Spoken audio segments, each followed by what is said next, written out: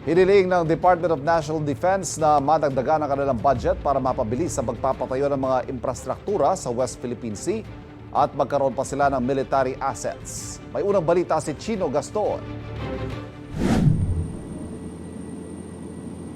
Kailangan ng madaliin ang pagbabalakas ng infrastruktura at dagdagan ang mga military assets ng bansa para idepensa ang soberenya at mga karapatan sa sariling Exclusive Economic Zone o EEZ. Yan ang hirit ng Defense Secretary sa budget hearing sa Kamara. When China started doing its illegal acts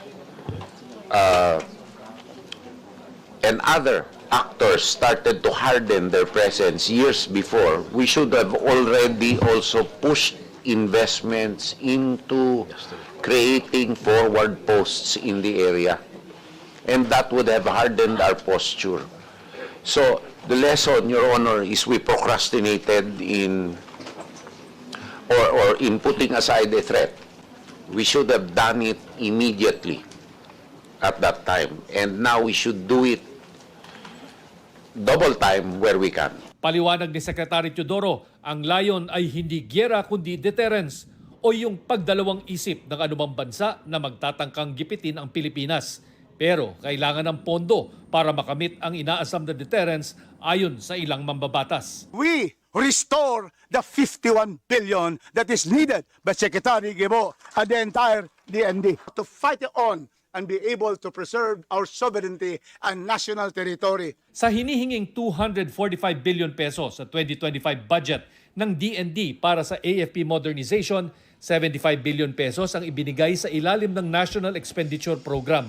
50 billion pesos dito ay pambayad lang sa utang sa mga biniling frigates, landing dock ships at mga missile batteries. Ang natitira, mapupunta sa mga priority projects ng AFP gaya ng pag-aarmas sa mga barko ng Philippine Navy at pagtayo ng bagong port at naval facilities. A lot of this will go to upgrading the connectivity of our command and control to the naval vessels. And the capabilities weapon-wise of our naval ships. But also, Your Honor, it's the construction really of adequate port facilities for the Navy because we have 8 or 10 vessels arriving. Natanong din si Teodoro tungkol sa panukala nitong mas palawakin pa ang saklaw ng US-Philippines Mutual Defense Treaty kasama na ang posibleng pagsama ng US warships sa mga resupply mission. So it just adds one option to us. It is one option in our toolkit that we can use in case it is necessary. However, that proposal will have to go to the National Maritime Council and be discussed in the Council and approved if ever. How to make the Mutual Defense Treaty interpretation more dynamic to address threats that we may not even foresee. For example, cyber threats, Madam Chair, and other threats that China, which knows no rules, may employ.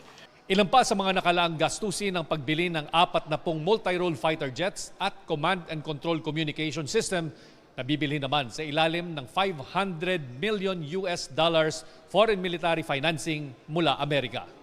Ito ang unang balita, Chino Gaston, para sa GMA Integrated News. Kapuso, para laging una ka sa mga balita, bisitahin at mag-subscribe sa GMA Integrated News sa YouTube. Sa mga kapuso abroad, samahan nyo kami sa GMA Pinoy TV at sa www.gmanews.tv.